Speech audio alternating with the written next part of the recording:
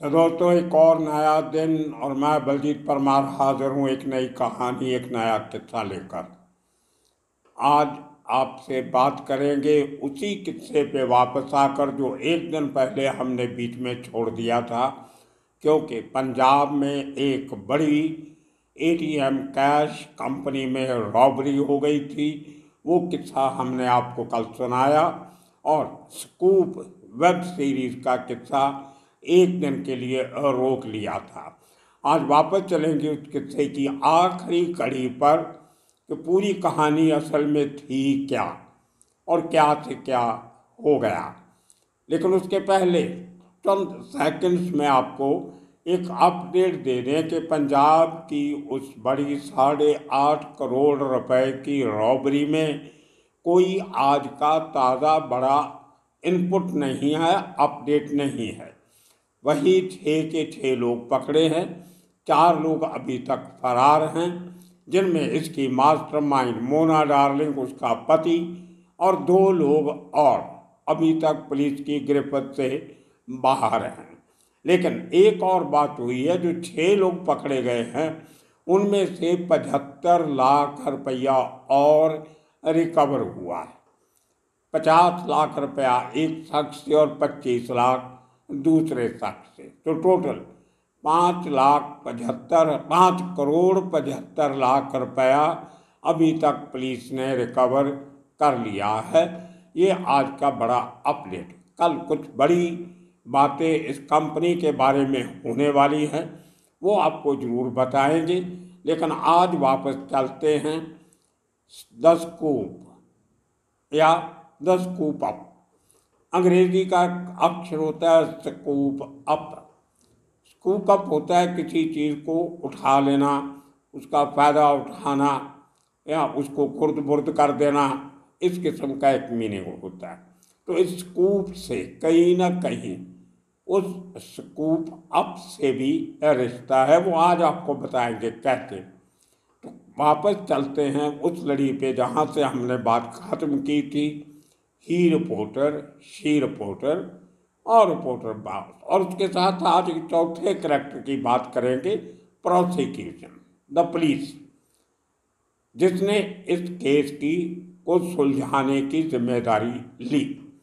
अब हमने आपको बताया कि ही रिपोर्टर और शी रिपोर्टर की अंदर खाते काफ़ी बड़ी रंजिश चल रही थी, जो कहीं ना कहीं दुश्मनी तक पहुंच गई थी। इसमें कोई राय नहीं है। ही रिपोर्टर उस समय एक अपने फील्ड में, अपने सोर्सेज में, अपने सर्कल में शी रिपोर्टर से काफ़ी बड़ा रिपोर्टर बन चुका था। जो बात शायद शी रिपोर्टर को दिल में मनोमन उसको अच्छी नहीं लग रही थी, वो किसी न किसी तरीके ही रिपोर्टर को नीचा दिखाने की या उससे कोई बड़ा काम करके उससे बड़ा बनने की फिराक में थी। तो उसके लिए उसने पूरी जी जान से कोशिश की, अपने सब सोर्सेज को लगाया कि मेरी किसी तरह छोटा राजन से इंटरव्यू करवा दो। वही कारण था कि उसने फरीद तनाशा से घर जैसे रिश्ते बनाए, और वही कारण था कि उसके साथ इर्द गिर्द रहने वाले लोगों से भी अच्छी खासी जान पहचान बनाई। और फरीद तनाशा के मर्डर के बाद भी उसने कुछ लोगों से कांटेक्ट किया कि मुझे किसी तरह छोटा राजन से मेरी बात करवा दीजिए। छोटा राजन तभी भागा हुआ था। अंडरवर्ल्ड में जो उसकी लड़ाई चल रही थी दाऊद गैंग के साथ, उसको लेके वो काफ़ी मुस्तैद था। पहले कुछ बार धोखा खा चुका था, भी नहीं खाना चाहता था। किसी नए आदमी से या औरत से बात करने से कतराता था, और जब तक उसको कुछ अपने आदमी उनकी तसल्ली नहीं करवाते थे तब तक वो बात नहीं करता था। उसलिए करते करते जब फरीद तनाशा के कुछ करीबियों ने शी रिपोर्टर को छोटा राजन से मिलाने से इनकार कर दिया, बल्कि उसको सलाह दिया कि आप इस चक्कर में मत पड़ो, आप पत्रकार हो ठीक है, लेकिन ये लाइन में जाना, इन लोगों के करीब जाना, ये अच्छा नहीं है। एक अच्छी सलाह थी उनकी, बुरी नहीं थी, लेकिन खैर। तो करते करते उसी सीढ़ी से चढ़ते चढ़ते हीर पोर्टर पॉल्सन को मिल जाती, जो छोटा राजन का बहुत बड़ा काम संभालता था। विनोद, चैम्बूर और पॉल्सन, इनके थ्रू एक मीटिंग भी होती है। एक नहीं, कई मीटिंग्स होती हैं कई जगह पे। तो वहाँ से कहीं इनकी छोटा राजन तक मैसेज पहुँचना शुरू हो जाता है कि कैसी हीर पोर्टर है जो आपसे बात करना चाहती है और आपके बारे में अच्छा सोचती है। और जब एक गैंगस्टर को ये पता चले कि कोई उसके बारे में अच्छा सोचता है तो उसको दिलो दिल बहुत अच्छा लगता है। ये मैं बहुत करीब से सबको जानता हूँ, मैंने देखा है, इनको अपनी तारीफ सुनने में बहुत मज़ा आता है। और कहीं आप इनके खिलाफ उल्टा सीधा लिख दो तो दूसरे तीसरे दिन बड़े तरीके से मैसेज आ जाता था, ये आपने अच्छा नहीं किया। तो खैर ये चलता रहता है, ज़िंदगी का दस्तूर है। आप किसी के खिलाफ लिखोगे, थोड़ी बहुत नाराज़गी तो होगी। आप अच्छा लिख नहीं सकते क्योंकि काम अच्छा कुछ किया नहीं, और जब किया तब हमने लिखा भी है। खैर उसमें बाद में जाएंगे। तो थोड़ा थोड़ा करते करते हीर पोर्टर बात करने लग गई छोटा राजन के साथ। अब इसके आगे की कहानी थोड़ी उलझी हुई है। अब ये कहना, जो प्रोसिक्यूशन का मेन केस था कि हीर पोर्टर के बारे में पूरी जानकारी इकट्ठा करके हीर पोर्टर ने छोटा राजन को दी, उसके सबूत में वो लोग कुछ ईमेल्स का जिक्र करते हैं, कुछ व्हाट्सएप मैसेजेस का जिक्र करते हैं और कुछ और जो उनके अपने साधन से उनका जिक्र करते हैं। और उसमें काफ़ी हद तक उनको लगता था कि हमने अपना केस काफ़ी मजबूत कर लिया है। तो छोटा राजन को ये इन्फॉर्मेशन दी गई कि हीर पोर्टर जो है वो आपके खिलाफ एक कॉन्स्पिरेसी रच रहा है। आपसे बात करने के बहाने वो आपकी लोकेशन ढूंढ के छोटा शकील और दाऊद गैंग को पहुंचा रहा है ताकि आपके ऊपर फिर कोई अटैक हो सके, इसलिए वो दुश्मनों से मिला हुआ है। अब इस यहाँ तक तो बात मैं समझ सकता हूँ कि जब कोई आदमी अपनी पोजीशन बनाने के लिए थोड़ा अपने असूलों से गिर भी जाता है तो एक हद तक वो एक टैक्टिकल अप्रोच भी हो सकती है कि आप किसी की हमदर्दी लेने के लिए उसके एक्सेप्ट करो और उसके जो दुश्मन हैं उनकी बदगोई करो, लेकिन उसके पीछे कोई सॉलिड सबूत होने चाहिए। सिर्फ ये कह देना कि हीर पोर्टर छोटा राजन के खिलाफ साजिश रच रहा है, ये कोई माने नहीं रखती बात। और छोटा राजन की नेचर जो मैं जानता हूँ, वो गुस्से में बहुत जल्दी आ जाता था। उसको एक बात अगर कोई 3-4 बार बोल दे तो वो सच मान जाता था, उसको कंफर्म रीकन्फर्म नहीं करता था। तो ये उसकी एक हर आदमी की अपनी नेचर होती है, वो बदलनी बहुत मुश्किल होती है। समझाने बुझाने से एक उम्र के बाद आदमी की नेचर नहीं बोलती। मैं कई बार कह चुका हूँ कि एक कहावत है कि 50-55 साल की उम्र के बाद आदमी की नेचर और सिग्नेचर नहीं बदलते, वही रहते हैं। तो लेकिन छोटा राजन ने कहीं ना कहीं इसकी बातों पे यकीन नहीं भी किया होगा तो भी उसके मन में, दिल में, दिमाग में वो कहीं ना कहीं खटकती रहती होगी कि कहीं हीर पोर्टर वाकया ही उसको डबल क्रॉस तो नहीं कर रहा है। उसके नज़दीक आने की कोशिश करते हुए उसकी किसी तरीके से लोकेशन पिन पॉइंट करके छोटा शकील और दाऊद तक तो नहीं पहुंचा रहा है। तो ये बात जब आदमी के दिमाग में घर कर जाती है तो शक की सुइयां जो होती हैं वो सेकंड की सुई से भी तेज रफ्तार से घूमती है। एक और कहावत है, तो दोस्तों बात वहाँ से बिगड़नी शुरू होती है। अब मान लो आपके छोटा राजन ने शी रिपोर्टर की बातें सुन के मन बना लिया कि ही रिपोर्टर को सबक सिखाना है, और अंडरवर्ल्ड की भाषा में सबक सिखाना का मतलब होता है मौत के घाट उतारना।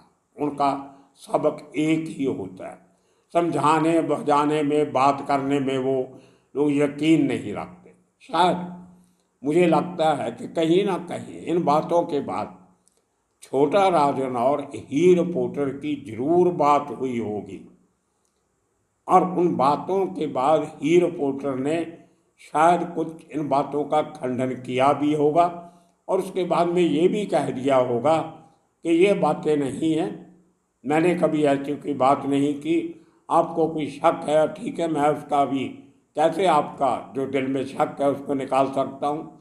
कुछ ऐसी बात हुई होगी जरूर, नहीं तो बिना कोई इस किस्म की बात हुए इतना बड़ा फैसला लेना मुझे थोड़ा सा अजीब लगता है। लेकिन जब मुंबई पुलिस ने ही रिपोर्टर के मर्डर के बाद मोटिव ये बताया कि जो ही रिपोर्टर था वो छोटा राजन के खिलाफ कुछ बड़े खुलासे करने वाला था, और उसके साथ ही रिपोर्टर की नाराजगी चल रही थी ही रिपोर्टर के साथ, और उस नाराजगी के चलते हुए ही रिपोर्टर ने छोटा राजन को ही रिपोर्टर के टेलीफोन नंबर, उसके मोटरसाइकिल का नंबर, उसकी ईमेल, उसका घर का एड्रेस वगैरह वगैरह वो छोटा राजन को प्रोवाइड किए। अब मुझे इस बात की हैरानी होती है कि 2011 में किसी अंडरवर्ल्ड डॉन को किसी शख्स का या अपने टारगेट का मोटरसाइकिल का नंबर देने के लिए क्या एक प्रेस रिपोर्टर की ज़रूरत पड़ेगी? उसके अपने सैकड़ों बंदे मुंबई में काम कर रहे थे, आरटीओ में भी काम करते थे, इधर उधर सब थे, बहुत बड़ा नेटवर्क था, आज भी है। उसके लिए क्या उसको वो ही रिपोर्टर से नंबर मांगना था? किसी का टेलीफोन नंबर या ईमेल आईडी लेने के लिए क्या छोटा राजन के पास सिर्फ ही रिपोर्टर बची थी?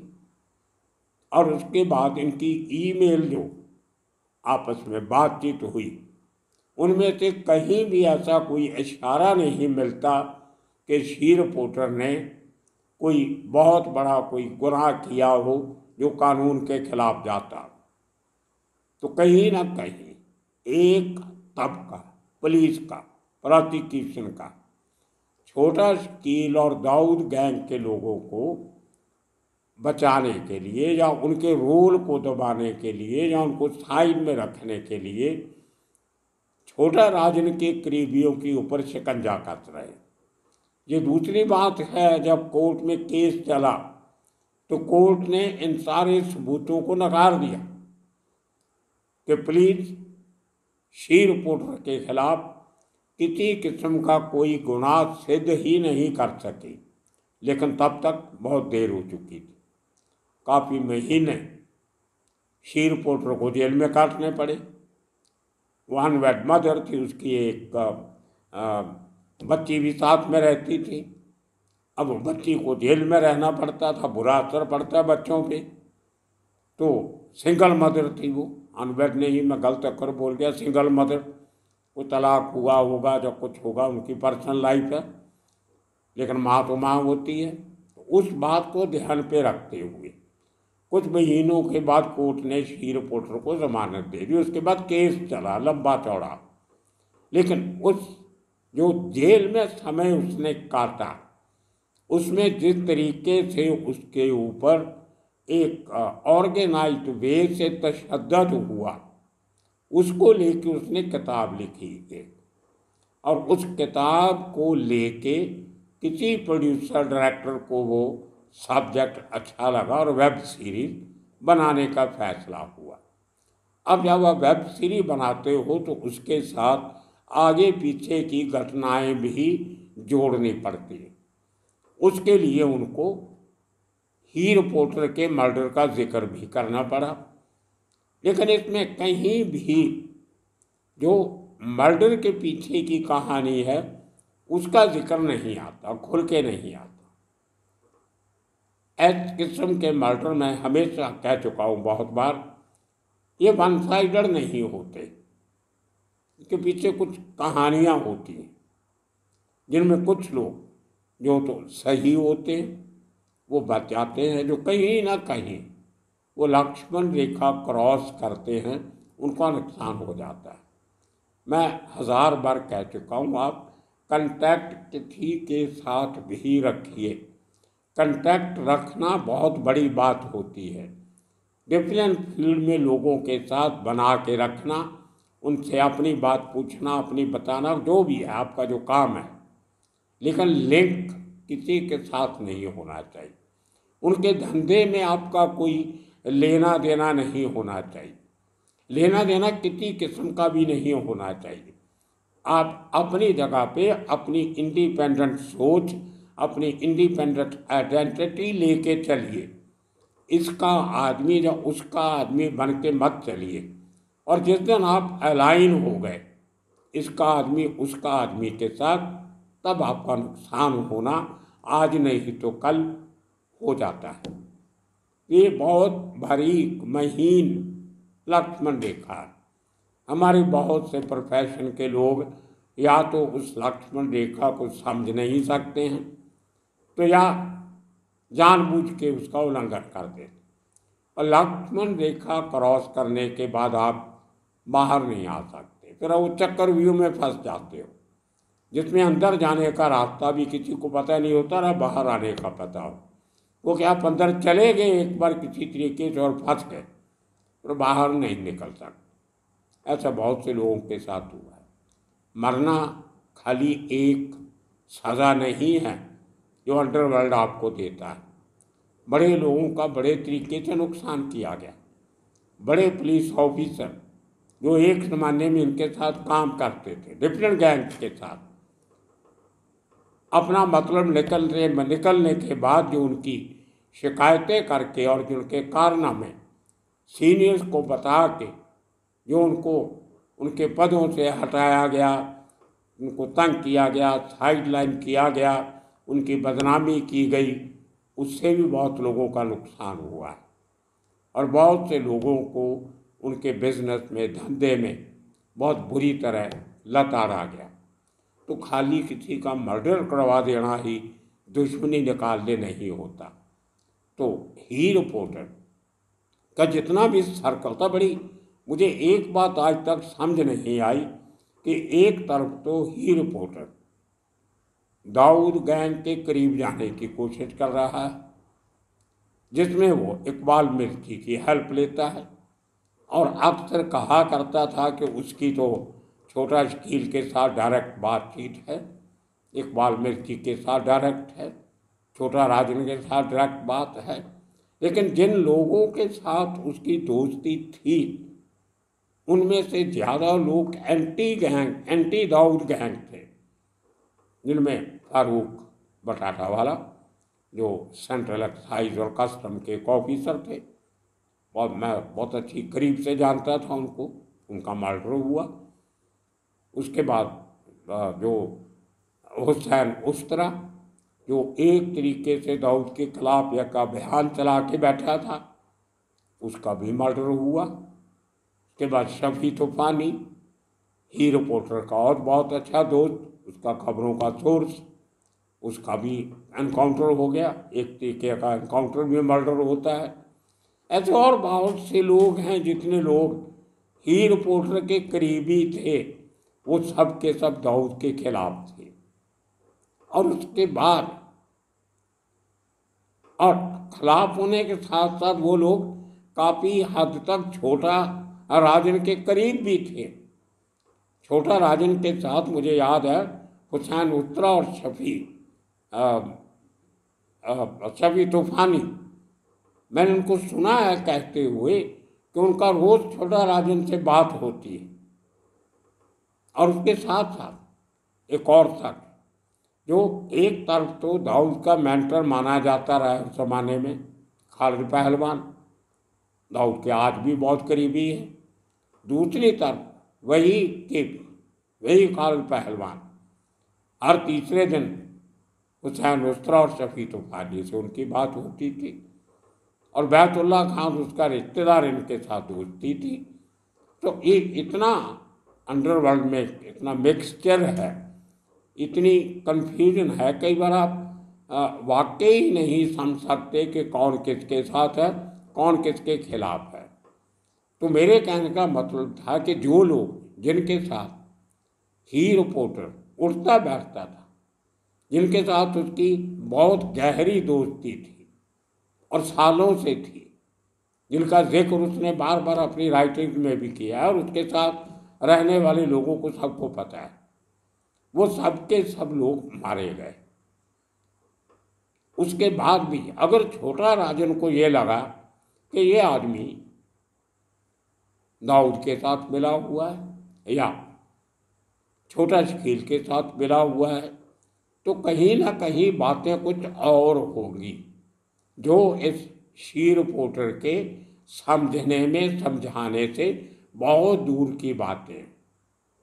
तो पूरे का पूरा ठीकरा उसके सर में फोड़ना, ये एक आसान रास्ता पुलिस ने ढूंढा केस सॉल्व करने के लिए कि हमने आरोपी पकड़ लिए, वेपन रिकवर कर लिए, और जिस रिपोर्टर ने छोटा राजन को ही रिपोर्टर के खिलाफ भड़काया था कि इसको आप सजा दीजिए, आपके खिलाफ काम कर रहा है, वो एक कारण बता दिया, मोटिव खड़ा कर दिया, क्रिएट कर लिया। लेकिन अल्टीमेटली क्या हुआ, जिन लोगों ने गोलियां चलाई थी उनको तो सजा हो गई, और जिनके बारे में कहा गया कि इन लोगों ने गोलियां चलाने के लिए उकसाया, वो बरी हो गए।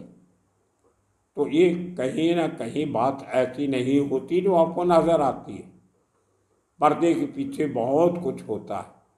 अब इसको कॉन्स्पिरेसी बनाना, वेब सीरीज बनाना कि दिल्ली में छोटा राजन के कुछ लोग जो पाकिस्तान जाके दाऊद को मारना चाहते थे, उनको मुंबई पुलिस ने पकड़ लिया, उसका बदला लेने के लिए मुंबई पुलिस ने दाऊद के लोगों पर एक्शन शुरू किया, उसमें ये सब कहानियाँ।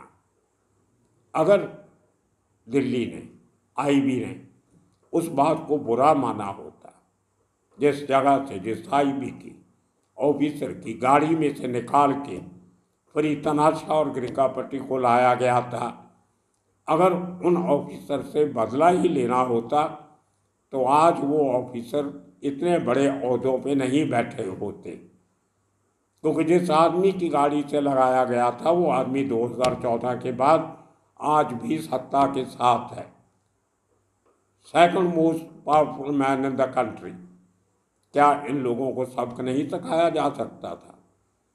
अब कुछ बातें होती हैं जो पब्लिक के सामने नहीं लानी चाहिए, लेकिन आप अगर उनको वेब सीरीज में बता दो कि आईबी ने मुंबई पुलिस को तंग करने के लिए शहर में खून खराबा करवाने की साजिश रची, तो ये क्या हजम होती है बात?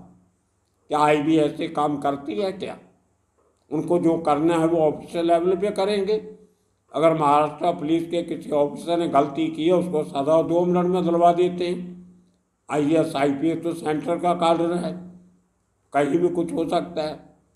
लेकिन आप क्योंकि मिर्च मसाला चाहिए आपको वेब सीरीज में, उसमें आपको एक औरत भी चाहिए होती है जिसकी हमदर्दी पैदा करने के लिए आप उस वेब सीरीज के लिए TRP जो है उसकी सेल पर सेल बढ़ा सको।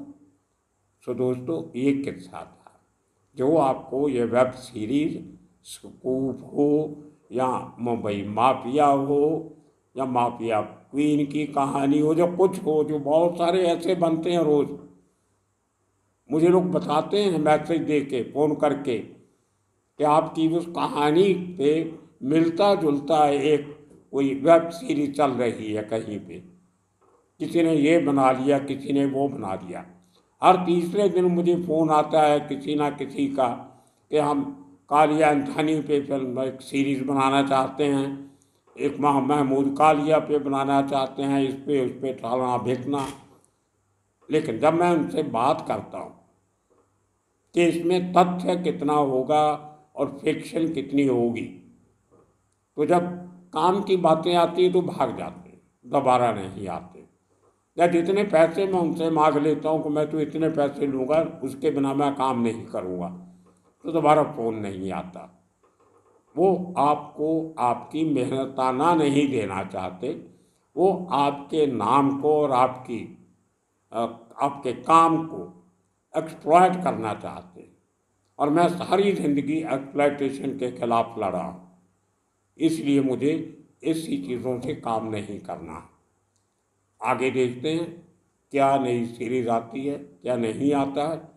आज अगर मैं उस शी रिपोर्टर की जगह पे होता तो मैं वापस अपना जर्नलिज्म का कैरियर शुरू करता और वो सब अंदर की बातें बताता जो प्रोसिक्यूशन ने मेरे साथ की होती, वो सब बातें बताता जो छोटा राजन के साथ मैंने की होती, या वो सब बातें बताता जो ही रिपोर्टर के साथ मैंने की होती।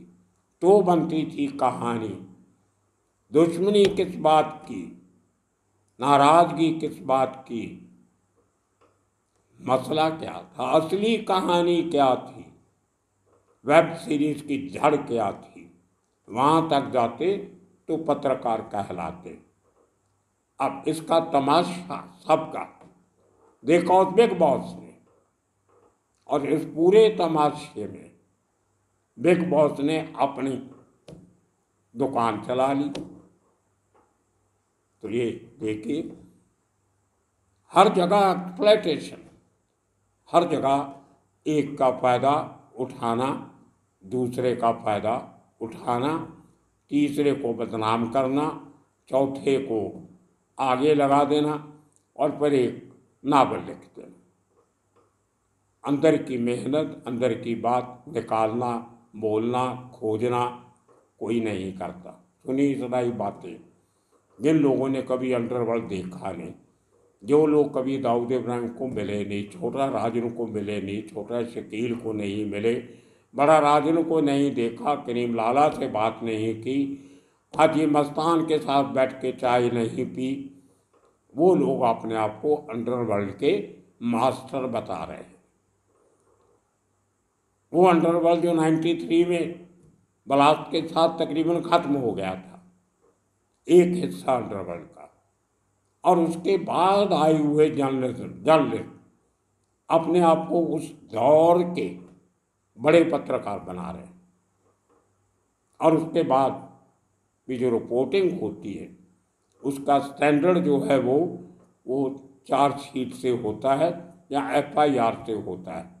और चार्जशीट कितनी सही होती है और FIR कितनी सही होती है ये आपको मालूम है। अगर FIR और चार्जशीट जिसको पढ़ के उन अफसरों से बात करके ये लोग नावल लिखते हैं, रिपोर्टिंग करते हैं, अगर वो बातें सही होती तो 90% केस कोर्ट में फ्लॉप नहीं होते। जैसे शी रिपोर्टर, अगर वो इतनी अहम विटनेस थी, इतना अहम किरदार था इस केस में, उसका बरी होने का कारण क्या था? क्या किसी पुलिस ऑफिसर से जवाब तलबी की गई? क्या आपने एक लड़की को जिसका कोई कसूर नहीं था क्यों उसके ऊपर केस बनाया? इतने महीने जेल में क्यों रहना पड़ा उसको? ये बातें कोई नहीं पूछेगा। मेरी किसी से कोई दुश्मनी नहीं, किसी से कोई दोस्ती नहीं, ना काहू से दोस्ती ना काहू से बैर। सच्ची बातें हैं, सीधी बातें हैं, पहले भी करता था, आज भी करता हूँ और आगे भी करता रहूँ। तो दोस्तों, आने वाले दिनों में इसी किस्म के नए किस्से कहानियाँ लेके फिर हाजिर होंगे। तब तक के लिए आप सबका बहुत बहुत शुक्रिया, धन्यवाद।